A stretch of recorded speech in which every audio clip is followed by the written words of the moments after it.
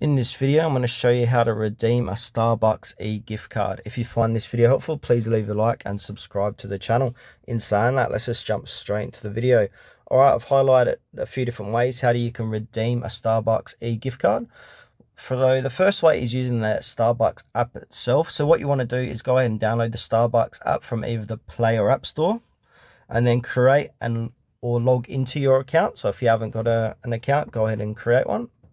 And then from there, you want to add the e-gift card to your account. So from your app, open up the app and go to the pay section, tap on add a card and enter the e-gift card number and PIN found in the email you received.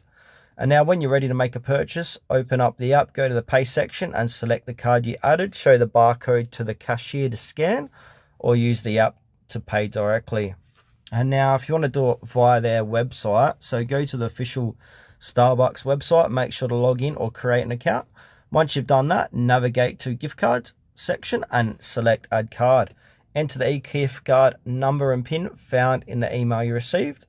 And now you need to transfer balance. So if you prefer, you can transfer the balance from the e-gift card to an existing physical Starbucks card registered to your account.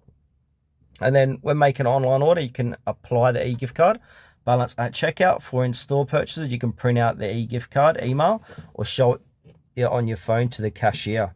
So now if you want to use this e-gift card without using, there is a way to do it.